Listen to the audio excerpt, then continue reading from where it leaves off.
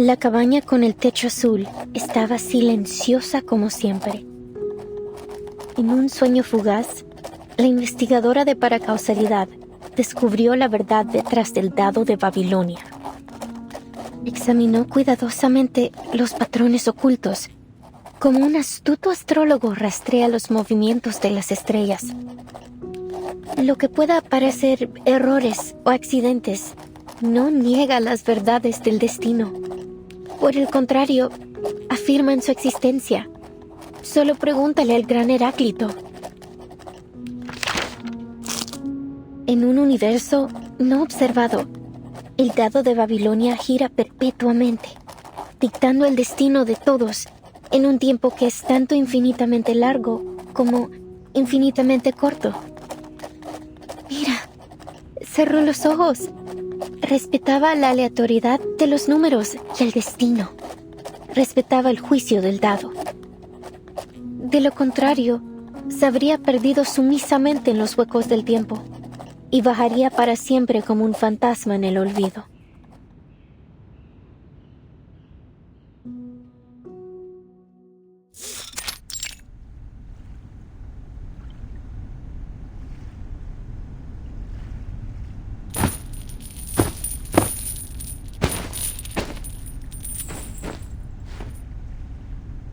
First, allow me to make one thing clear. I had absolutely nothing to do with what happened to the idealist yesterday.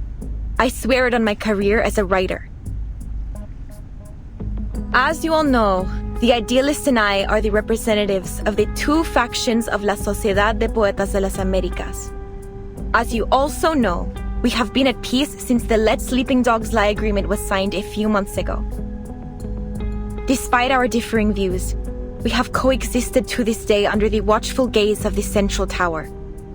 Rest assured that we will work tirelessly to locate the missing idealist. Don't put so much pressure on yourself, Miss Octavia. His death wasn't your fault. After all, he was the one who threw the first verbal dagger.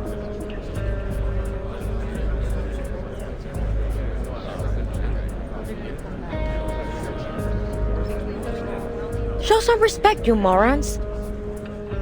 The idealist is missing, not dead. I'm sure he'll show up in one piece before we know it.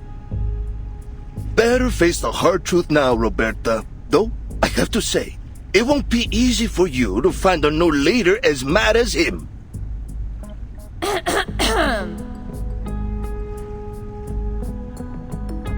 Please, everyone, quiet down. According to the agreement, today's Congress should have been chaired by the idealist. Since he is still missing, I will be acting on his... Pardon my lateness. Go ahead. I'm ready to moderate.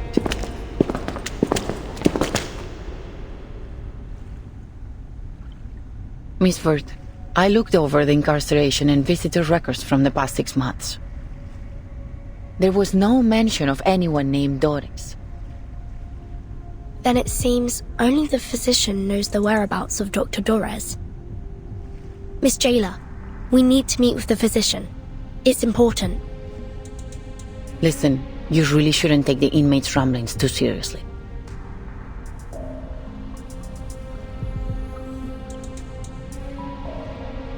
But if it's as critical as you say, I'll make another request later.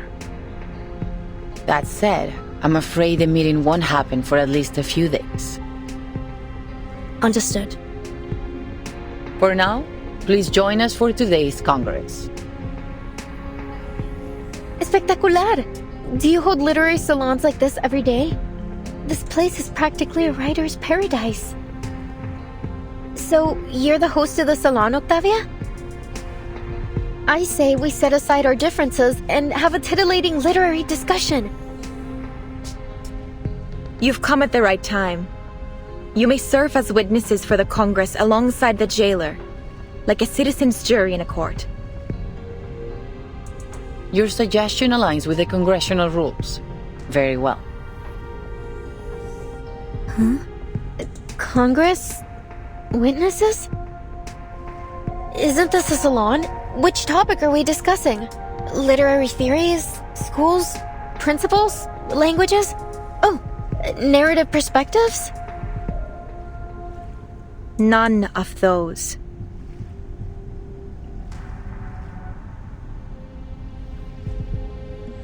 This Congress is about the randomness of fate, Miss Recoleta.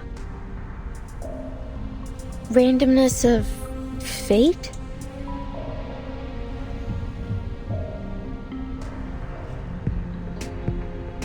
Dear visitors from the Foundation, allow me to introduce the Kamala Congress.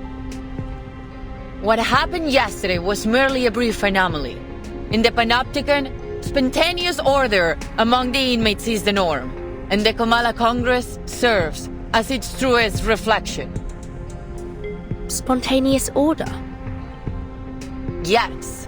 Through the Congress, the inmates assign and distribute medication, communal duties, and rest periods. They are entirely self-regulated.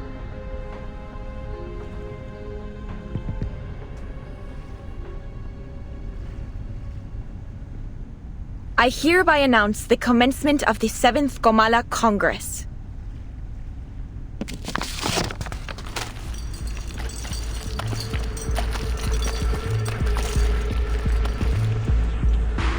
A cardboard box and... is that a paper die? It has 20 sides. Huh? We carefully examine hidden patterns, much like an astute astrologer tracks the movements of the stars. Isn't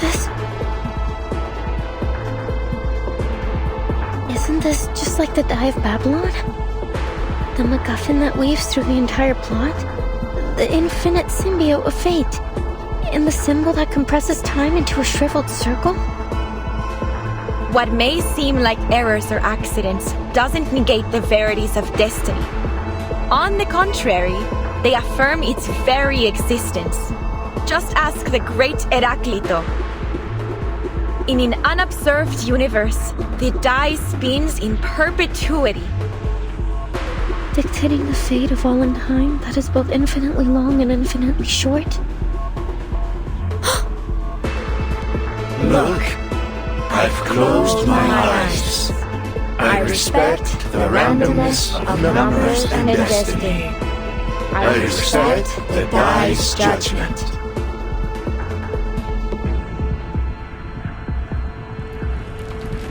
Otherwise, we will acquiesce and lose ourselves in the gaps of time and wander forever as ghosts in oblivion.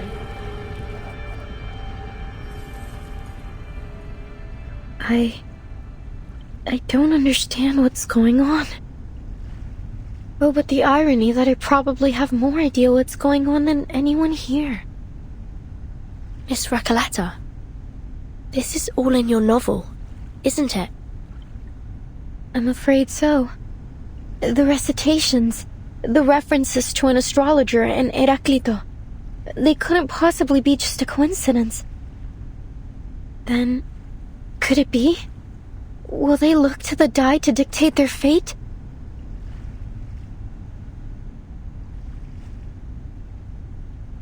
I shall perform the first roll. Its result will determine the subsequent roll order for this Congress.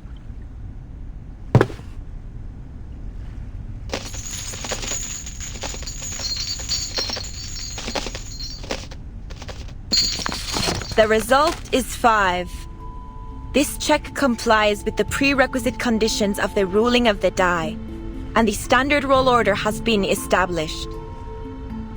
Inmate Jose, please come forth. You are the first in the initiative order. Therefore, fate's judgment shall fall upon you before all else. Me? Okay.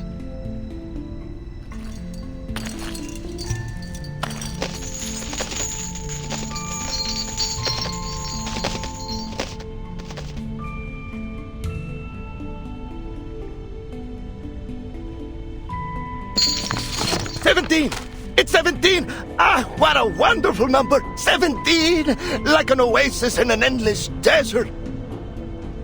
The result is 17, and the score combination 6 plus 4 plus 4 plus 3. According to the ruling of the die, he shall receive 60 risperidone tablets, 40 clozapine tablets, and 40 diazepam tablets. Additionally, he will assume the role of cultural manager of the Comala Congress. Before he takes office, inmate Jose must clean the first restroom for the next 7 days. Wonderful! I'll gladly clean the toilet. I've got the brooms here, the toilet detergent, and the toilet brush too. I have been waiting for this opportunity. As cultural manager, I will speak with every inmate and complete the Comala memoir, finally capturing the moments when literary sparks ignite and explode. Next is inmate Eduardo. Please come forth.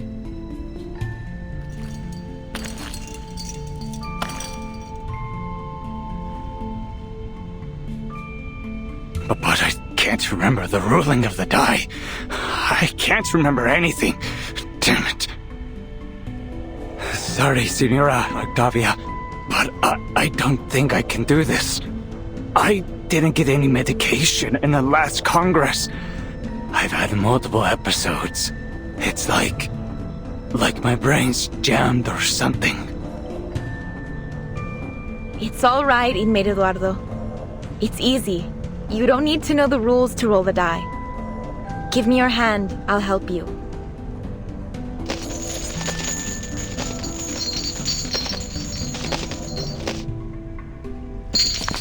My sincerest apologies, inmate Eduardo. The die dictates that you must voluntarily descend into the sewers and write the thematic keyword that currently causes you the most anxiety on the walls. Thank you very much, Miss Octavia. I think my head's about to split in half. I need a moment to rest before I head down there and fulfill my destiny.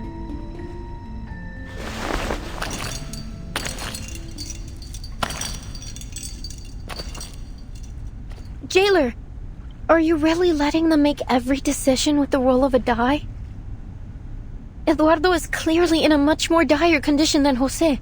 The medication should have been given to him. As I said, this is how the inmates of the Panopticon maintain order. The physician periodically provides medication, food, and other necessities, and the inmates distribute them in this spontaneous and efficient manner. Neither authority nor violence is involved in this process. This is what sets Comala apart from all other custodial facilities. Is that it? You abdicate all agency to the roll of a paper die and call it the randomness of fate? What kind of sick joke is this? Please calm down, Recoleta. This is the method that the inmates have collectively decided to recognize. They're prepared to face the possible sacrifices that it brings. This isn't about you or me. It's not our place to interfere with a procedure that has been proven both pragmatic and effective. My duty is to assist the inmates in maintaining order through the methods that they have established. And yours is to witness their self-governance, not judge it.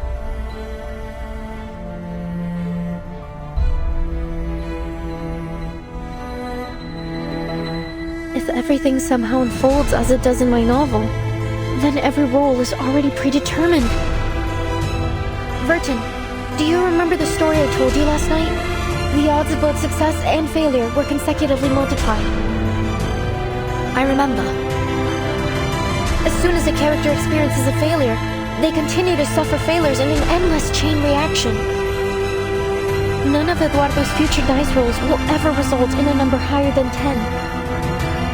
At this rate, this system, this sociedad, ruled by the dice of Babylon, is bound to collapse.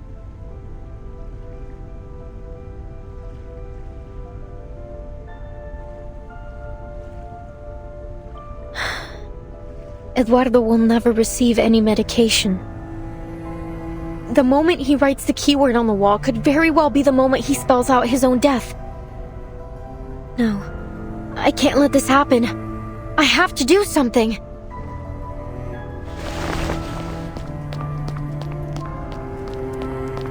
Wait, Miss Recoleta, what are you doing?